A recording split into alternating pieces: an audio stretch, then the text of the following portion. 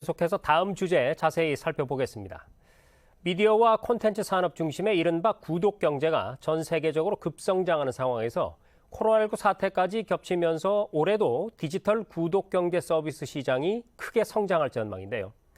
그런데 일각에서 무료나 할인 이벤트를 통해서 가입자를 모은 뒤에 별다른 안내도 없이 유료로 전환하고 또 그 사실을 알리지 않아서 소비자 피해가 늘고 있다는 지적이 있습니다.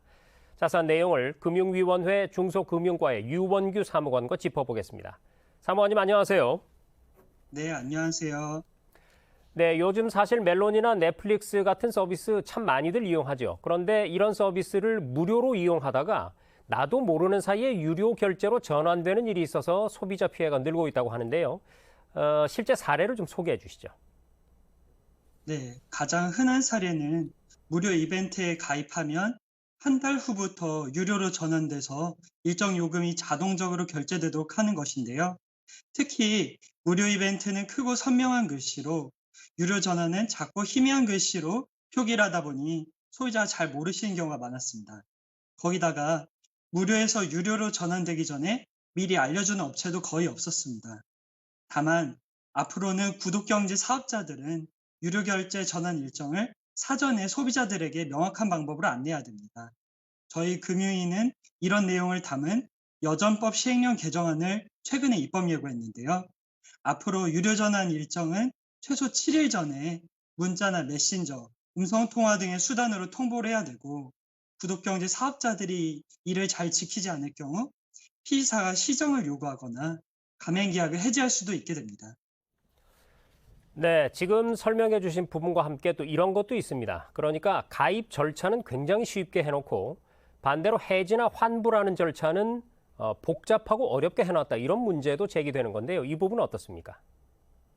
네, 많은 구독 서비스의 경우에 어떤 경로로 접속을 해야 해지를 할 수 있는지 안내도 불친절하고 해지 절차도 여러 번 클릭을 해야 완료가 되다 보니 소비자들이 중간에 포기하는 등 많은 불편을 겪었습니다.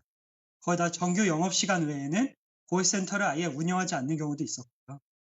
그런데 이번 개정안에는 해지나 환불 등과 관련한 내용도 담겨 있는데요.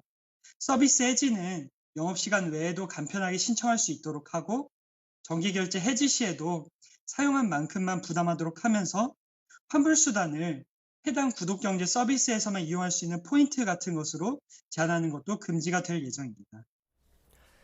네, 구독 경제의 규모가 굉장히 커지고 있는 만큼 소비자 피해도 그만큼 늘고 있는 시점에서 소비자 보호를 위한 방안 마련이 절실해 보이는데요. 앞으로 어떤 계획을 갖고 계십니까?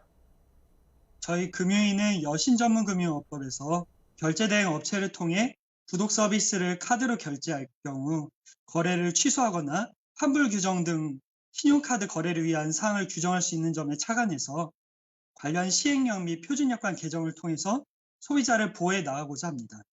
우선 무료 이벤트 가입 후 유료로 전환되기 최소 7일 전에 서면이나 음성전화, 문자 등으로 유료 전환 일정 등을 사전에 통지받을 수 있게 됩니다. 또한 구독 서비스를 모바일 앱이나 인터넷 홈페이지 등에서 간편하게 해지할 수 있게 되고, 정규 상담 시간 이후인 밤 늦게에도 해지 접수가 가능해질 것입니다.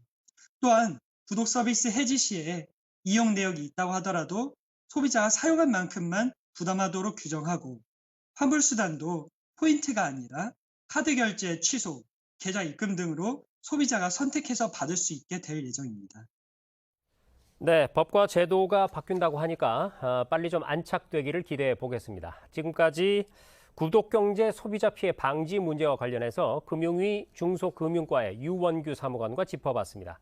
오늘 말씀 고맙습니다. 감사합니다.